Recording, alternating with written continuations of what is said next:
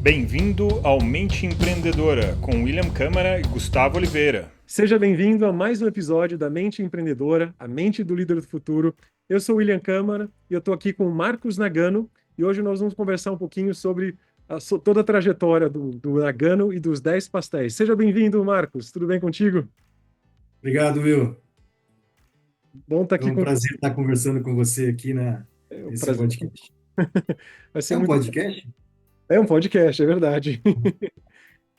Nagano, eu vou te chamar de Nagano, pode me chamar de Will e a gente vai bater um papo. Eu gosto da gente se apresentar e se conhecer aqui ao vivo.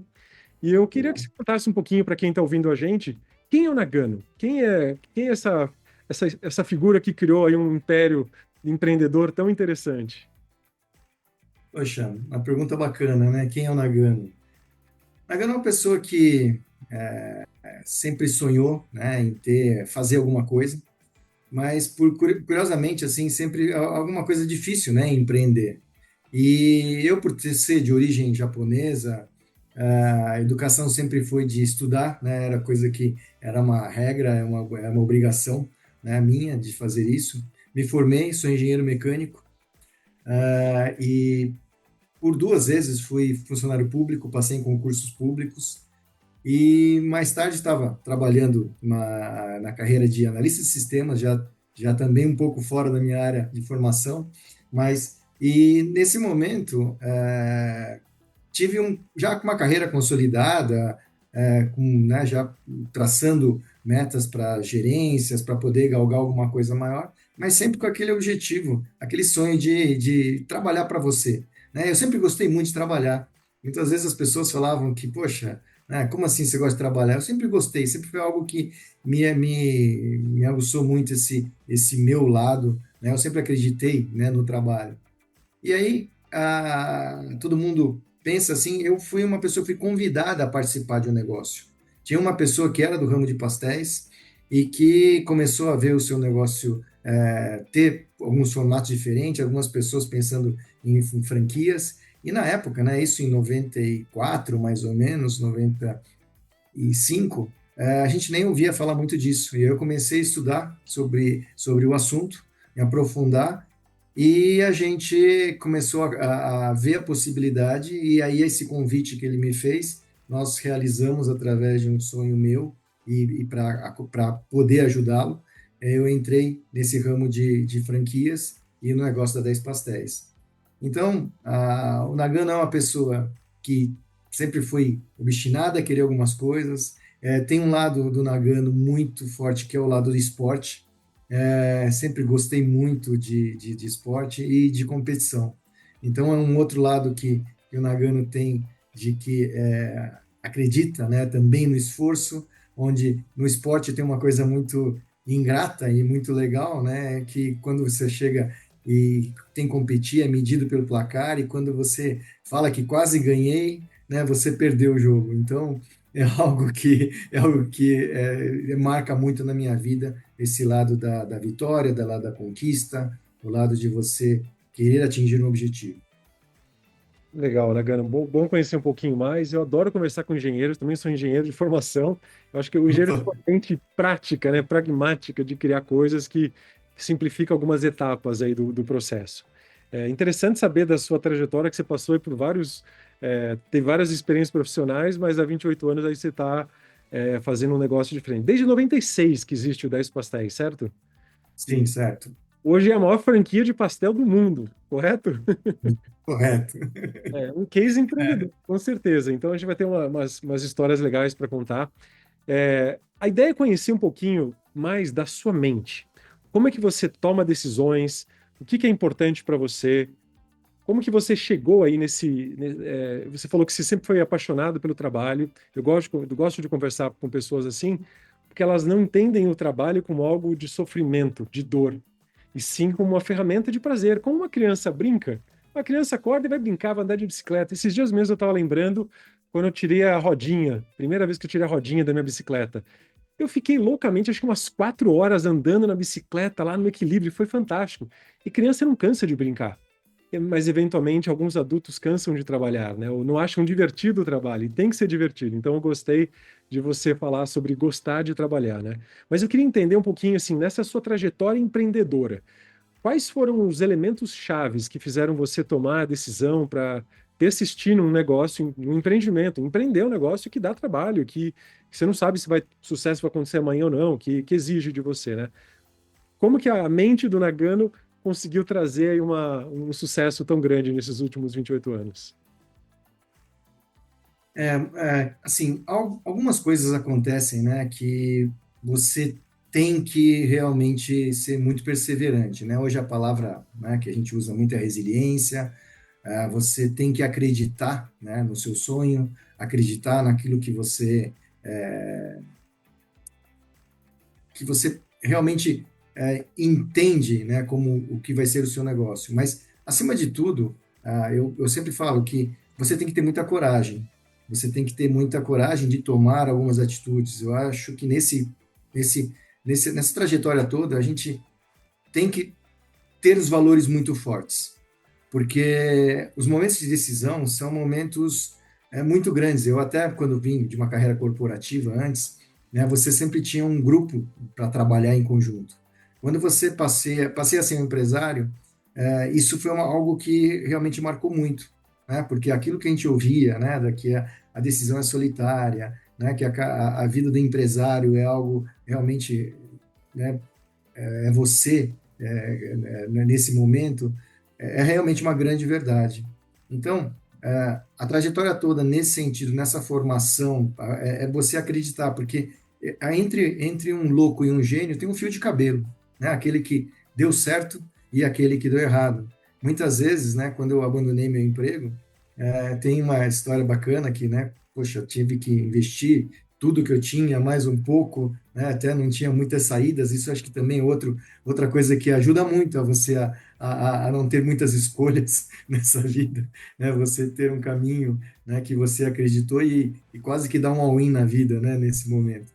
E eu lembro que quando a gente foi fazer um negócio, meu sogro perguntou para o meu cunhado assim, falou, e é fácil de vender as máquinas, aquilo que ele está comprando, então é algo que muitas vezes todo mundo quer acreditar, mas, né, também fica pensando, né, de como vai ser uma outra oportunidade. E não, nesse momento você realmente tem que acreditar muito, trabalhar muito, sem ter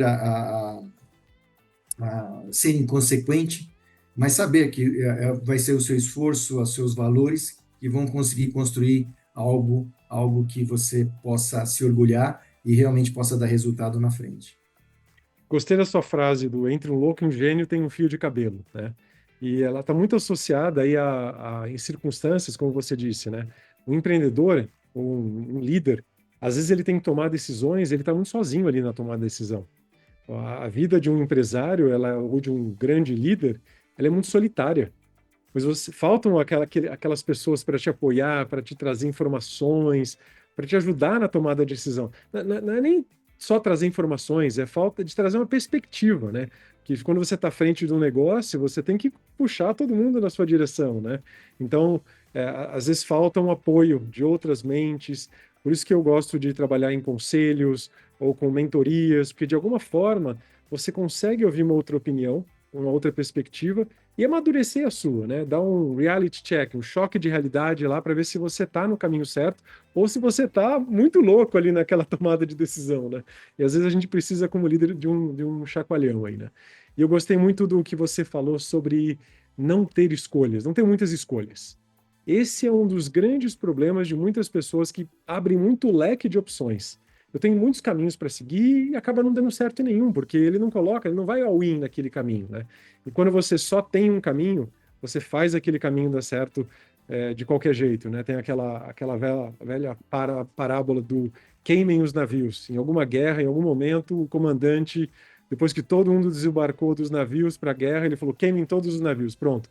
Eu não lembro qual foi o comandante louco que fez isso, mas foi a única forma de fazer com que os guerreiros lá ganhassem a guerra, porque eles não teriam como voltar para casa. Ou ganhavam, né? Então, eu acho que isso, como a mente empreendedora, ela precisa desse toque, né? De poste tudo que você puder, invista toda a sua energia. Você não tem outra opção. Porque senão a chance de você ficar pensando igual o teu sogro comentou, né?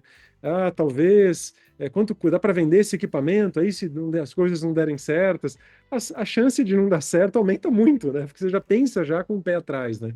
E a coisa não funciona, né? Bom, Nagano, além desses elementos que você trouxe aí com relação à tomada de decisão, tem muita coragem, trabalhar muito, né? Você ter apostar tudo que você puder, que você tiver ali no seu negócio. O que que você considerou, na sua forma de pensar, algo muito importante para o sucesso que vocês têm hoje? Olha, uma coisa que a gente pode falar muito, às vezes as pessoas acham, mas você tem que ter muita sorte na vida, tá? Você tem que realmente ter ajudas. ah, as coisas, né? Lógico que tem muitas essas frases, né, que a gente fala, quanto mais eu trabalho, mais sorte eu tenho, não tenha dúvida. Mas eu acredito que eu tenha muita sorte. Eu tenha trilhado em alguns momentos, né, ter tudo acontecido do jeito que você trabalhou. Eu falo sempre algo que os momentos onde você tem que ter mais calma são os momentos mais difíceis que você tem, né? Eu brinco até, fazendo uma analogia ao esporte, né? Ao futebol.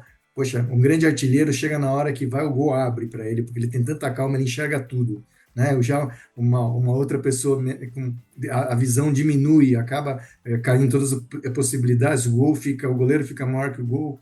Então, eu vejo assim, para a gente também nos negócios é a mesma situação. Naqueles momentos onde vão acontecer os problemas, você tem que ter a calma, conseguir enxergar aquilo que as outras pessoas não enxergam, você conseguir trabalhar nesse momento em situações para ajudar as pessoas né, porque você não faz nada sozinho, né? Você tem que trabalhar com as pessoas, fazer eles acreditarem em você, e nesse momento, as coisas mais difíceis que existem é alguém chegar e falar, eu confio em você, né? Então, essa carga, muitas vezes, em vez de ser algo positivo, algo que, se você não tiver a condição, vamos dizer assim, a sensatez, aquele momento onde você possa receber essa responsabilidade, é algo que pode fazer com que muita coisa dê errado. Eu acho que esse ponto aí que você trouxe, né, eu gostei desses dois pontos, da sorte e da liderança, né, de transmitir a visão para as pessoas, para conseguir ter pessoas ao seu lado. Então, primeiramente, a sorte. A sorte é uma coisa que ela não é tangível, né? Mas você acaba, o trabalho duro faz com que você crie as oportunidades, né? Hoje mesmo, um amigo me ligou e falou: vou mudar minha vida, mudei tudo, arrumei um trabalho diferente aqui, vou trabalhar fora do Brasil de novo, surgiu uma oportunidade, eu tinha que aproveitar. E eu falei, você tem que aproveitar mesmo, porque você construiu essa rede de relacionamentos que permitiu que você tenha isso. Ele tinha comentado, eu tenho muita sorte em conseguir tudo que eu tenho. Não, você construiu essa rede de relacionamentos que abriu essas oportunidades, né? Então, tanto um empreendedor ou um líder, abrir o espaço para que a sorte atue, né? Senão não funciona. Não. Então, você tem que fazer a sua parte para que a sorte faça parte dela, né? E um segundo elemento que você trouxe, né, de trabalhar, como a gente trabalha com pessoas o tempo inteiro, né, ninguém faz nada sozinho, né? Você precisa fazer as pessoas acreditarem em você, ou na sua ideia, no seu negócio. Então, na minha visão de liderança, né, que é o que a gente estava falando aqui agora, o líder ele tem que regularmente transmitir a visão dele para um colaborador, para um liderado, para um parceiro. E até sócios, até parceiros de negócio, um o tempo inteiro levantando o outro ali, né, para lembrar do sonho, lembrar dos nossos valores, dos princípios, onde a gente quer chegar, que a gente aqui está lutando junto. Tal como num relacionamento, até num relacionamento de casal, a mesma coisa. Trazer os sonhos, as ambições, para que os dois, um apoie o outro quando precisa. Porque às vezes um sócio está lá, está melhor, o outro não está tão bem, isso muda, então está sempre um apoiando o outro, tal como num relacionamento. É um relacionamento de negócios, né? Então, fazer as pessoas acreditarem em você, no seu sonho, na tua visão, dá um trabalhão, mas recompensa, né? Recompensa, assim, é algo que é muito bom, né? Você conseguir qualquer tipo de vitória, qualquer tipo de conquista, né? Isso vale a pena. Ao mesmo tempo, eu acho que é tão bom que a única coisa que você precisa se vigiar muito na liderança é de que essa soberba não ultrapasse alguns limites, né? Porque em alguns momentos você conquista algumas coisas tão intangíveis que você, né, você trabalhou, mirou, e que às vezes você se sente um Deus. Essa é uma das únicas coisas que eu me policio demais, né, para que isso não afete, né, meus relacionamentos, meus valores, porque tem hora, lógico, que é gostoso vibrar, né? Eu acho que a coisa que, às vezes, que dá mais inveja em qualquer pessoa é o sucesso do outro, né? Então, não tenha dúvida que isso também incomoda, e a gente, né? E o grande problema é quando nós nos tornamos algumas pessoas até muitas vezes até insuportáveis. Esse é um lado meu pessoal que eu tento trabalhar muito, muito nesse sentido. Eu acho que você tem um bom nível de autopercepção para lembrar que o sucesso incomoda. E a gente precisa tomar cuidado com esse incômodo que o sucesso gera, né, para não deteriorar as nossas relações, né? Infelizmente, no Brasil, a gente vive numa certa escassez de alguns recursos. Não é um país abundante, né, financeiramente falando, de oportunidades, de educação. Poucos conseguem avançar ali. Se você vê a quantidade de pessoas que têm educação superior, é um percentual muito pequeno da população brasileira. Então, a sociedade como um todo, de alguma forma, tem um pensamento de escassez, olhando sempre o copo meio vazio. E quando alguém faz um mínimo ali, uma coisinha, já fica com aquele incômodo, né? Já gera aquele incômodo. E às vezes a gente mesmo carrega o incômodo do sucesso. Mas eu acho que o sucesso ele tem que incomodar, porque você merece aquilo. É uma questão, como você disse, de não deixar que aquilo deteriore as suas relações, né? Afete os relacionamentos de uma forma a perder a relação. Continuamos sendo humanos, mas de alguma forma conquistamos algo. E é bom, essa conquista é bom valorizar, comemorar.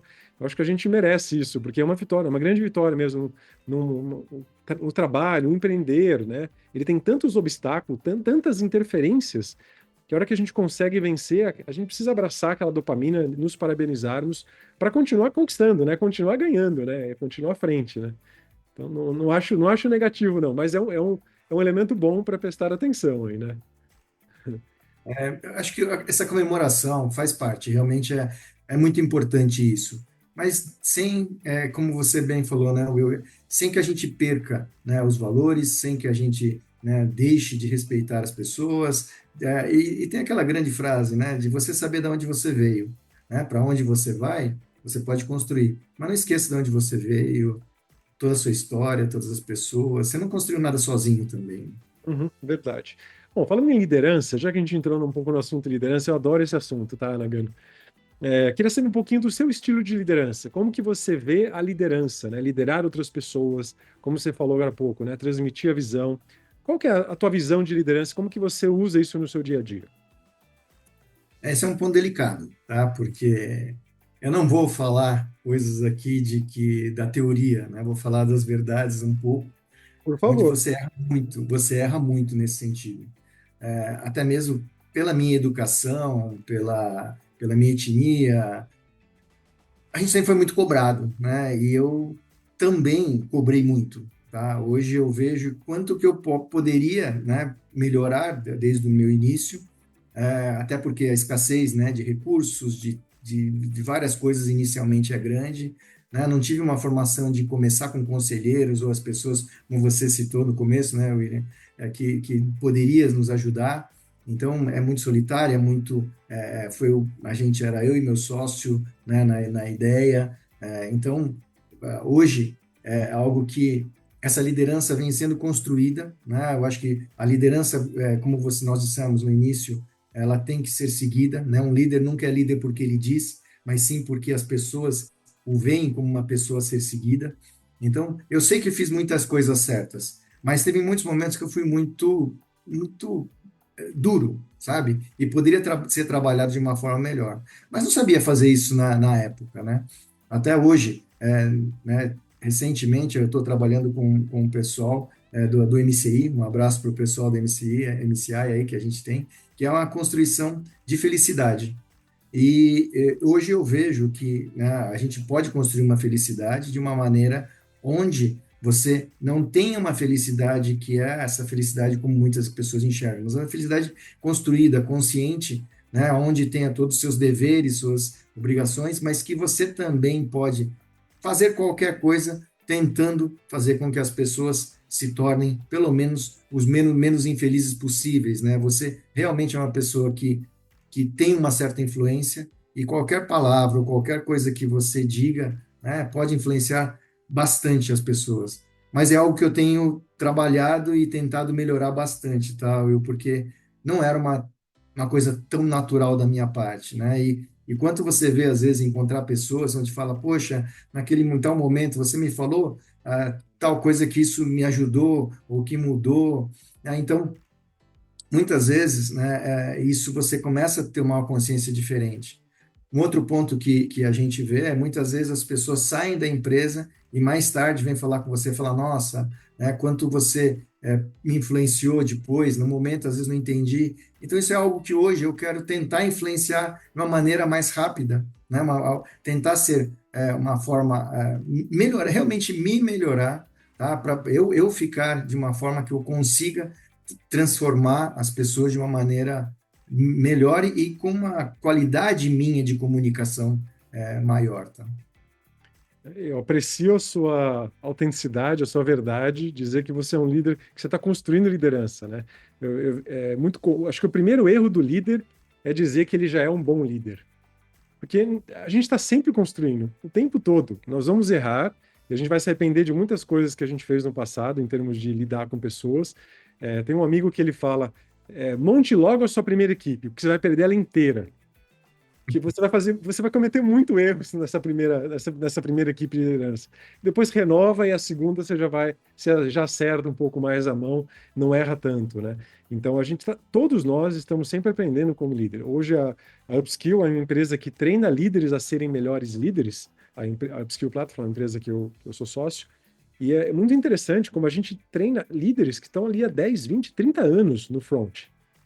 E eles têm uma baita habilidade de liderar grandes equipes, liderar líderes com equipes lá também enormes, mas ao mesmo tempo estão sempre abertos para aprender. Então, essa atitude de ser mentorado, né, de ser treinado que um líder tem que ter, isso tem que ser para o resto da vida.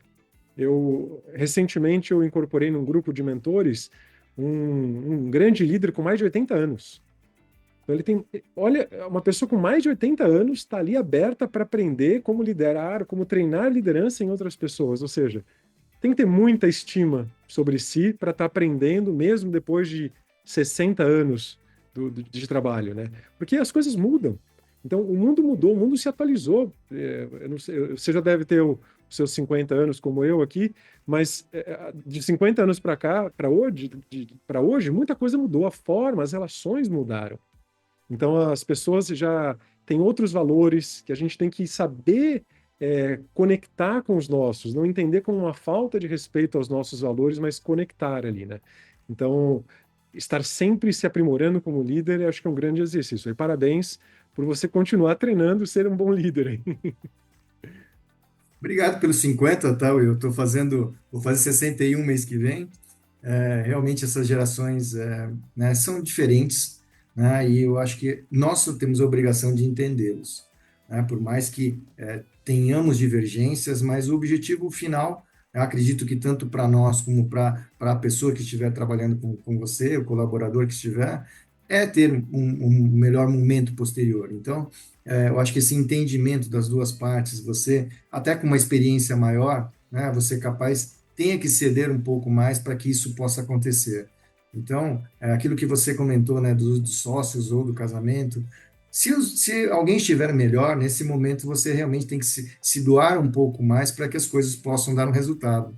Então, acho que o líder tem que estar sempre preparado para isso. Nem sempre a gente está, né? Eu acho que tem momentos, tem etapas da vida que você tem que ser um pouco mais duro, e isso você também não pode fugir, né? O líder, ele muitas vezes gostaria de ser amigo de todo mundo, né? E você vê que muitas vezes isso não acontece, porque você toma medidas muitas vezes não populares ou medidas que realmente tenham que, né, ser tomadas, principalmente, pelo menos na sua cabeça, na sua verdade. Isso você tem que pagar esse preço, como você paga o preço do sucesso que nós falamos agora, mas também tem alguns momentos que essa liderança, ela tem que ser uma liderança consciente, né? Saber que não é tudo um mar de rosas, como a gente está falando, mas que você tem que gostar de liderar, né? Eu lembro até uma vez uma funcionária que hoje é minha sócia, mas o que você mais gosta de fazer? Me chamou muita atenção, porque ela falou, eu gosto de mandar. Eu falei, nossa, você gosta de mandar?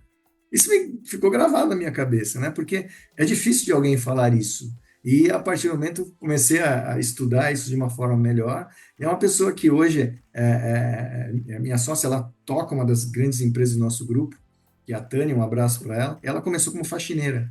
Você vê como os valores que a gente teve para que as coisas tivessem, né? Era uma pessoa que realmente tinha um diferencial, né? E que é um outro papel de um líder, que é você enxergar, né, o que essa pessoa tem que vai poder, né? É um caso, como falei, um casamento que hoje ela tem comigo e brigamos muito já, discutimos muitas vezes e quisemos estar juntos até hoje. Então, são coisas que realmente são muito gratificantes. Esses alinhamentos de valores, né, ou de opiniões, eles são necessários até para a gente crescer a nossa visão, crescer a nossa forma de relacionar. É interessante. Eu gostei do que ela falou, que eu gosto de mandar, né? Ela gosta de delegar as funções para as pessoas, de acompanhar, de estar lá ajudando as pessoas a realizarem o trabalho dela. E é bom ter pessoas que gostam disso, né? Porque tem gente que não sabe dar ordens, né? Ou mandar, né? Ou liderar, ou passar uma Não tarefa. quer se dispor, na verdade, né? Eu acho que, na verdade, quando a pessoa ela falou em mandar, ela mostrou para mim uma capacidade que ela tinha de ser autêntica, né? Independente do que tivesse. E hoje você vê a grande maioria das pessoas, elas não querendo se indispor, né? Porque é difícil, né? Você tomar uma decisão ou tomar qualquer atitude. Então, aquele momento foi algo assim que nunca vou esquecer. Acho que de todos os estilos de liderança, né, a liderança ela tem que ter uma convicção com a visão. Então, o mandar, né, dar a tarefa ali tem que ser uma coisa convicta, senão ninguém confia em você, né? Como é que Sim. um general vai falar, ataque ali? Não, não tenho certeza. Não, vamos ver se a gente vai atacar por ali. Não, tem que ter muita convicção, senão ninguém segue, ninguém quer seguir alguém que não tem firmeza na sua forma de lidar aí, né? Legal, Nagano. Falamos um pouquinho sobre estilos de liderança. Obrigado pela sua franqueza, adorei, porque realmente a gente não sabe tudo e acho que o primeiro passo de um bom líder, de um bom profissional, ou até de um bom empreendedor, é saber aquilo que você está sempre construindo. Eu nunca sinto que eu vou chegar no meu melhor em tal coisa. Você não tem espaço para melhorar. Se eu achar que eu sou bom naquilo, não tem como, né? Agora vamos falar um pouquinho de negócio, Nagano. Você construiu aí um império, a maior franquia de pastéis do mundo. Mas conta um pouquinho mais do negócio, do business, até para a gente entender a trajetória, a história, os pontos que mais chamaram a atenção, que você considera assim os pontos que que mais você teve sucesso na sua trajetória empreendedora. Quando o meu sócio montou o negócio, né, a gente foi montado algo para que a gente pudesse vender o pastel para pessoas, né, principalmente para as famílias, para as mulheres. Então, tinha que ser um ambiente melhor, né, porque na época eram, né, os bares, lugares que às vezes podiam ser não tão bem frequentados, né, que tinham os melhores produtos. Então, começamos a construir né, as nossas lojas que pudessem realmente atender as famílias, as mulheres. E por curiosidade, né, hoje todas as lojas, a maioria do nosso público é feminino. Então, é algo que a gente acertou bastante. E sempre tentando trabalhar, né, começamos a trabalhar com pastéis doces, que era uma coisa que a gente entendendo que esse público necessitava, e sabendo que nós estávamos trabalhando com um produto extremamente popular, um produto que eu sempre falo assim, que quando, né, todo mundo falava, acho o Uber veio para competir com o táxi, não era leal. A gente tem uma competição dos pastéis, onde eu falo pastel de feira, que é o pastel que todo mundo vai mais lembrar, que é o melhor momento, né, que a gente traz, mas que são produtos que você nunca vai ter uma nota fiscal dentro de uma feira, né? Você não tem os aluguéis que a gente paga. Então, a gente tinha que ser muito mais competente para poder oferecer esse produto com regras tão diferentes, onde toda hora nosso produto é comparado com aquele, até mesmo o preço. Se a gente não conseguisse levar esse valor para o nosso produto, a gente sabe que ia ser bem diferente. Então, trabalhar sempre entendendo que nós tínhamos que criar diferenciais no nosso produto. Então, nós criamos, né, produtos com massas diferenciadas, criamos o pastel com borda. Né? Hoje eu vejo muita gente postando coisas que nós já temos há mais de 15 anos, 20 anos, e como novidade de alguns estabelecimentos pelo Brasil. Mas pastéis saborizados com a massa de pimenta, a massa de chocolate, que é uma massa com chocolate mesmo, fora os recheios, e a borda, né, que a gente já colocou num pastel, que praticamente passa a ter quase que 2 pastéis ali, foram diferenciais do nosso produto, que a gente sempre entendeu que teríamos que ter isso para poder nos diferenciar, né, nesse mercado. Outra coisa que aconteceu também no decorrer, né, do processo foi a nossa entrada em shoppings, onde foi muitas pessoas não acreditavam, né, pelo ticket nosso ser muito mais baixo, o produto ser um valor menor, e nós conseguimos vingar nessas praças de alimentação, conseguindo oferecer esse produto nesses locais. Mas também tivemos que colocar mais opções, né, por causa do dia a dia, né, que nós tínhamos que estar aberto todo dia. Então, foi colocada refeições rápidas, refeições que pudessem atender ao nosso público, saladas, panquecas, todos num ritmo de que a gente que seja uma loja que pode oferecer produtos o dia inteiro. Então, isso são diferenciais que a gente não só fez, como trabalhou durante todo esse tempo para o nosso negócio. Um outro detalhe, né, por ser, como eu falei, nós falamos sou engenheiro, não, a gente tem todo um trabalho de suporte, todo um trabalho de dados, de trabalhos de processos. Como eu já nasci como franqueador, todo esse trabalho para o meu franqueado, que o meu business, meu negócio principal é o de franquia, meu cliente é o franqueado. Então, todo o trabalho que eu sempre gerei foi para atender e fazer com que os nossos franqueados tivessem um sucesso. Então, é um outro diferencial onde a gente fala, né? Muita gente tem o seu negócio, nós nascemos com franquia desde 96. Então, é algo que está no nosso DNA, servir ao nosso franqueado. Nós entendermos que quem tem que brilhar são os franqueados. Não existe uma franquia sem os franqueados. E aquilo que você comentou, né? Somos a maior franquia de pastéis do Brasil e do mundo, e onde, um pouquinho antes da pandemia, eu tenho 2 filhos. Uma é médica, Thaís, um abraço para a Thaís, e o Lucas, que é engenheiro também, mas que estava estudando em Florianópolis, depois foi fazer uma bolsa na França, e eu falei, ele começou a fazer um mestrado, tinha proposta para doutorado, eu falei, poxa, agora eu tenho que ver o que eu vou fazer, né? Chegando a uma certa idade, a obrigação de todo líder também, eu falo sempre, é pensar no futuro do seu negócio. Até porque eu tinha, já nesse momento, 40 lojas franqueadas, 40 famílias de franqueados aí, mais umas 400 outras famílias envolvendo, dependendo do meu negócio. E aí, a gente olhando qualquer negócio, qualquer outro, né, ambiente, outro tipo, né, como sanduíches, pizza, comida japonesa ou qualquer outro ramo, a gente via que tinha players com muitas lojas. Nesse momento, eu parei para pensar e falei, por que não a 10 Pastéis realmente se consolidar como a maior marca de pastéis do Brasil? Se não for eu, alguém vai fazer isso. Eu acho que eu tenho totais condições, me preparei para isso e eu posso conduzir o meu negócio para essa condição. Então, hoje, o trabalho da 10 Pastéis é realmente se consolidar com a maior marca de pastéis do Brasil. A gente atingir, por exemplo, para 2025, a gente já quer ultrapassar a barreira de 100 lojas, em 2026 chegarmos a 150 lojas e realmente nos consolidarmos com uma maior rede de pastéis.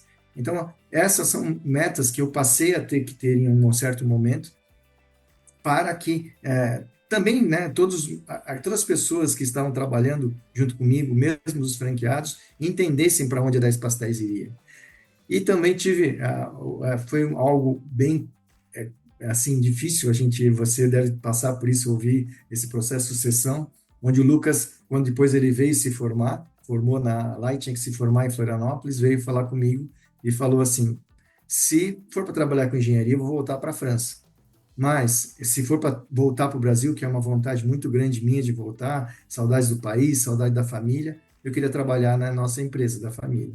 Nossa, minha esposa quase pirou, né? Porque falou, olha, não vai dar certo, eu conheço você, conheço ele.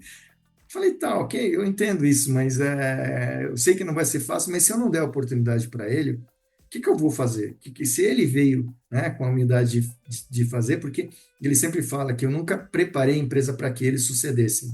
né? Não queria jogar, de uma certa forma, capaz até, né? Não quis jogar esse fardo para eles e também capaz não quisesse me decepcionar se alguma vez eles falassem que não queriam, né? Continuar. Então, não sei direito, mas eu sempre preparei para um profissionalismo, mas não tenha dúvida, né? Que estou muito contente com o Lucas junto comigo na empresa, mas também preparando a Thaís, né, que é minha filha, para ser uma conselheira futuramente da empresa, prepará-los realmente para serem empreendedores. Mas, acima de tudo, né, fazer com que a nossa empresa se consolide, porque realmente a gente está trabalhando para os franqueados, a gente entende que a gente consegue ter esse produto, que é o produto mais popular. Se você hoje falar assim, pode ser até alguém que não tenha comendo pastel, mas achar alguém que fale que não gosta de pastel é uma coisa muito difícil, né? É bem raro. Eu gostei do tema que você trouxe. Acho que você trouxe dois temas aí. Eu vou colocar primeiro o tema da diferenciação, que ele é mais rápido. Porque um dos seus diferenciais, um dos seus pontos fortes aí no sucesso do negócio foi encontrar uma diferenciação no negócio que tem muita concorrência num preço baixíssimo, né? Onde não tem regularização, aluguel, imposto, nada disso. Então, acho que você foi muito ágil, muito sagaz em conseguir rapidamente transpor essa objeção do preço, né? Tem muita gente, tem muito negócio, muito empreendedor que fala assim: ah, não dá para vender esse negócio mais caro, porque o produto lá custa muito barato, e aí todo mundo vai comprar o dele. Não, você só não se diferenciou direito, né? Então, tem alternativas, acho que você foi sagaz e resiliente para conseguir sustentar essa diferenciação. E acho que o segundo ponto que eu acho que você foi ágil foi pensar nessa sucessão antecipadamente. Você é jovem, está com 60 anos, parece que está com 50, mas já está pensando já em o que meu negócio vai ser daqui 20 anos, 25 anos. Talvez não queira fazer isso nesse ritmo para sempre. Talvez eu queira me tornar um conselheiro, né? Fica muito mais leve o trabalho em termos de você não estar na operação, por mais que você goste da operação. Mas preparar a gente para a sucessão, eu acho que tem que ser uma preocupação de todo líder, todo e qualquer empreendedor. Mesmo que ele não tenha filhos, mas ele tem um negócio, ele tem que preparar no sucessor. Quem que ele vai trazer ali para poder fazer o que ele faz? Eu estava pensando nisso hoje. Hoje, na minha empresa, eu faço boa parte da operação, e eu tenho braços direitos, eu tenho pessoas que fazem, tenho equipe que me ajuda a fazer um montão de coisa, mas tem situações que só eu entro para falar, para fazer, né? Uma reunião específica com um cliente específico, sou eu. E eu falo, preciso arrumar alguém para fazer. E eu não tenho filhos nem quero ter, então eu vou precisar arrumar um bom profissional para fazer boa parte disso. Então acho que você foi muito sagaz também em fazer treinar um futuro sucessor, né? Porque a liderança ela não é construída do dia para a noite. Ela é construída com observação, com treino, com preparação. Eu acho que você foi muito inteligente nessa área. Eu E, dou meu, assim, só complementando um pouco, a preparação principal que eu tive que fazer é realmente eu me conscientizar disso. Porque uma coisa é a gente falar, né? Que você quer ter sucessão, você realmente quer isso. A outra é você realmente agir nesse sentido. E olha que nós tivemos uns períodos agora, primeiro a pandemia, né? Que foi algo completamente, né, algo não, que nunca ia se esperar, como também eu trouxe algumas pessoas para começar esse trabalho de sucessão e que não deu certo, tá? Então, muita coisa não deu certo e muita coisa provavelmente por eu, né, não estar tão preparado, mas eu sempre tive entendendo, né, que essa sucessão tem que acontecer, né, e dentro da tua cabeça. E se você não se preparar para isso, né, porque pode acontecer uma sucessão que você não planeje, né, pode acontecer alguma coisa com você, né, que se você não deixar a empresa preparada para isso, foi uma falta de organização, uma falta de preparo da sua parte, deixar a empresa desamparada, ou seja, tão dependente de você. Então, é algo que eu comecei a trabalhar de um tempo para cá, né, entendendo que a maior transformação tinha que ser interna minha também. Em empresas maiores, com mais processos, isso já é um pouco mais pensado, mas o empreendedor, às vezes, ele não consegue replicar isso num tempo tão ágil. Então, acho que você foi esperto nisso. Eu dou aula num curso de formação de conselheiros e o assunto sucessão, ele é tratado logo no primeiro passo. Assim, o conselheiro ele tem que ter a visão de enxergar rapidamente quem vai suceder se esse negócio não tiver o cabeça, ou a pessoa que idealizou todo o negócio, a pessoa que cuida da operação, né? Um conselheiro ele consegue ter essa visão mais ágil para criar isso. E você fez isso aí já antecipado, então parabéns aí, Nagano. Nagano, mais algumas perguntinhas. A gente está chegando aqui no final. Eu quero fazer. Tem uma pergunta que a gente sempre gosta de fazer, que às vezes na tua área, que é uma área bem de varejo, ela não se aplica com tanta influência, mas eu vou fazer de qualquer forma, porque a gente nunca sabe, né? A gente está vivenciando aí um tsunami de inteligência artificial. Hoje você tem a maior rede de pastéis, o seu franqueado master da maior rede de pastéis do Brasil, do mundo, na verdade, porque não vejo pastéis em muitos lugares do mundo, que eu saiba, né? Talvez tenha. Sim. E como é que você vê o impacto da inteligência artificial no seu negócio? Olha, dizer para você que eu sei o impacto que vai dar, não sei, tá? Eu estaria mentindo para você. Agora, a gente está num trabalho já faz mais de ano, já mais um ano, vai completar um ano agora, nessa preparação para que todos entendam que a inteligência artificial vai acontecer.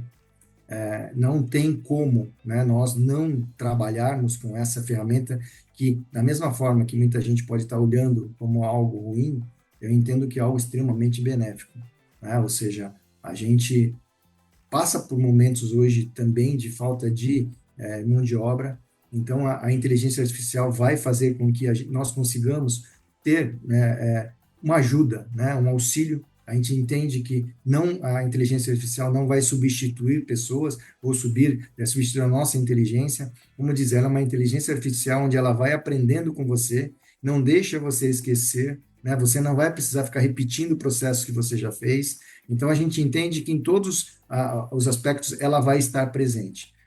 Hoje, nós estamos trabalhando principalmente os dados, até contratamos uma empresa para trabalhar com os nossos dados, para que já esteja acoplado às plataformas onde nós vamos poder tirar informações via inteligência artificial. Isso é um trabalho que termina uma fase agora nesse final de ano, e o grande trabalho vai ser o ano que vem. E também internamente, né, por exemplo, até coisas como fazer uma ata de reuniões que até tempo atrás fazíamos, começamos a utilizar recentemente a inteligência artificial para fazer as atas de reuniões, estamos usando algumas outras ferramentas de acompanhamento de processos, de projetos, buscando aquilo que hoje tem esse lado da inteligência artificial. E entra aí também, né, entra o Lucas, responsável por dizer, olha, você que é mais novo, você que entende, você que é desse mundo, né, por favor, então, trabalhe em cima dessas informações, traga, a gente tem feito com que ele saia um pouco mais, tenha contato com esse mundo e seja o responsável por trazer isso para cá. Então, nesse aspecto que eu falo muito, né, Will, que o Nagano é uma pessoa que não vai ser, eu tenho que entender que não vou ser eu que vou fazer isso. Eu só tenho que entender que a empresa vai precisar disso. Então, não adianta travar ou fechar para o mundo que as coisas que as pessoas estão falando, a gente tem que olhar, buscar realmente informações, mas saber, né? Por exemplo, eu sou uma pessoa que, se eu não precisasse ter o celular, capaz não tivesse. As minhas redes sociais são muitas vezes pífias, até como de repente um líder deveria fazer. Então, é um mundo diferente, mas a sua empresa não. Né, o seu público, né, que nós somos hoje os baby boomers, né, na verdade, essas gerações com as letras aí, X, Y, Z, o pai, são hoje o mercado consumidor atual. E esse mercado, essas pessoas já vão consumir dentro desse novo mundo, dessa nova tendência. Então, o que eu entendo se você não estiver preparado para isso, a empresa pode não existir, porque você não vai estar competitivo nesse momento. Vão poder aparecer pessoas com muito menos recurso, né? O que tem acontecido com muitas startups, né? Você olhando, menos condições e ultrapassando empresas que tinham mais padrão, tinham isso, mas não conseguiram, pelo menos, enxergar, ou pelo menos ter a humildade de entender que o mundo está mudando. A sua estratégia que funciona hoje, com certeza, não vai funcionar amanhã. Eu acho que isso nos traz uma agilidade, né, de acompanhar o mundo, o mercado, as mudanças. Eu acho que isso sempre existiu, em cada época com a sua ferramenta específica, né? Imagina Eu quando concordo, a concordo. imprensa, depois quando surgiu a internet, E depois, quando surgiu agora a inteligência artificial de uma forma mais abrangente, né, acessível para todo mundo, né? O que eu vejo da inteligência artificial é que o conhecimento ele expandiu todas as barreiras possíveis. Então, hoje qualquer pessoa pode ser muito inteligente com a ajuda da inteligência artificial. Então, agora você vai ter que encontrar outros elementos de diferenciação. E tanto até no seu negócio, onde você consegue utilizar sim na área administrativa ou até mesmo em algum elemento das lojas, mas eu acho que isso vai aumentar o nível de inteligência da humanidade, da sociedade, né? Então é legal a gente estar consciente e preparado para adequar, né? Para ser ágil de adequar, de estar receptivo, né? Flexível, senão a gente pode ficar para trás, né? Com Nagano, certeza. queria agora que você deixasse um recado final ou um conselho para empreendedores, ou contasse alguma história de alguma coisa do seu negócio que foi relevante para você e que você acha que deve ser perpetuada. Então, uma curiosidade, uma sacada, um conselho, alguma coisa que você queira deixar de mensagem para os empreendedores e futuros empreendedores ou futuros líderes que nos ouvem. É bem bacana, Will, isso, porque hoje, quando a gente fala em empreendedores, né, a gente vê pessoas acreditando no seu sonho, mas que tem aquilo que nós falamos num certo momento hoje, a quantidade de informações que existem é muito grande. Isso faz com que muitas pessoas elas não ajam. Eu acho que um excesso de informações fazem com que as pessoas se paralisem, né? Elas falem e não tenham uma decisão, porque tudo é certo, né? Não tem nada errado, né? Então, essa coragem e você realmente acreditar em você, né? Sem ser uma pessoa que possa ser um louco, sem ter... eu falo muito hoje em valores, né? Que hoje o principal hoje que eu sinto falta são esses valores e que você com coragem e com valores, você vai conseguir atingir seus objetivos. Você vai se orgulhar do que você vai ser no futuro. Eu acho que isso é algo que, para mim, é extremamente importante. Hoje, o que eu mais tento fazer é com que as pessoas se orgulhem e aquilo que você comentou. Se eu tenho os valores e tenho esse orgulho de ser o que eu sou, as pessoas vão me liderar. Vão sentir lideradas, vão conseguir, né, entender o que eu quero fazer, mesmo que muitas vezes eu esteja errando em algumas ações que você faça. Então, um conselho que eu dou é realmente que você tenha coragem, né, você acredite em você, mas nunca esqueça dos seus valores. Pode parecer, não vou dizer balela, mas uma coisa muito básica, né? Você manter a convicção nos seus valores, mas você vê muitas pessoas tomando decisões muito fora porque elas não estavam conectadas aos seus valores. Tem um estudo feito por um cara que ele foi estudar os criminosos do colarinho branco. Curioso, né? Por que que um cara com muito dinheiro foi preso? E ele foi lá e estudou dezenas de criminosos do colarinho branco e ele identificou uma coisa comum entre eles. Naquele momento de tomada de decisões, se ele ia fazer ou não ia fazer aquela coisa errada, ele não estava com, ele não estava com um preparo mental e emocional para se manter firme aos seus valores. Ele estava num nível de estresse, ou ele não estava conectado com os seus valores, ele estava conectado com outra coisa que não era nem dele. Uma circunstância, uma situação, uma ganância. Ele abriu mão dos seus valores pessoais, tomou péssimas decisões e acabou indo preso, né?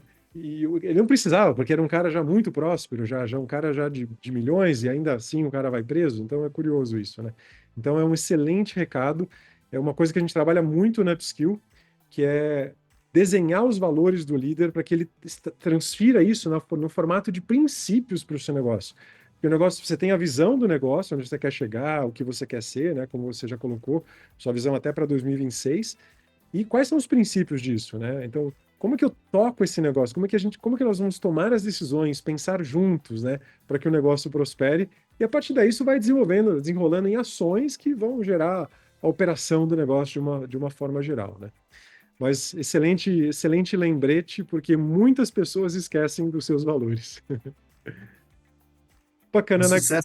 sucesso engana a gente, né, William? Acho que isso é o sucesso, o poder, são coisas tão boas, gostosas, e às vezes você você se trai, você é traído, né? E traído por você mesmo, né? Porque, como você falou, a gente tem que comemorar, a gente também tem que ter esse lado. Sim. Mas eu acho que o lado de você realmente ter esses valores é muito importante. Tem um filme que também ilustra muito bem isso, filme antigo, que chama Advogado do Diabo. É, Sim, a parte, tirando o elemento religioso, que nem é o que importa, é mais a história mesmo que trata ali. Nós estamos falando de ganância, de você, da vaidade, de você acabar se guiando para ser algo, conquistar algo, né? E você perde o seu propósito, perde a sua conexão aos valores, né?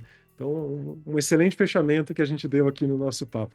Nagano, muito obrigado pelo papo, foi muito bom estar aqui com você. Ficaria mais uma hora tranquilamente, mas a gente marca um para a próxima vez aí. Obrigado pela participação e até a próxima. Se você gostou do que falamos nesse episódio e quer ficar por dentro de mais conteúdo e atualizações, ou ainda mandar sugestões de temas do que você quer ouvir por aqui, siga o Instagram, @a mente do líder futuro. Até o próximo episódio.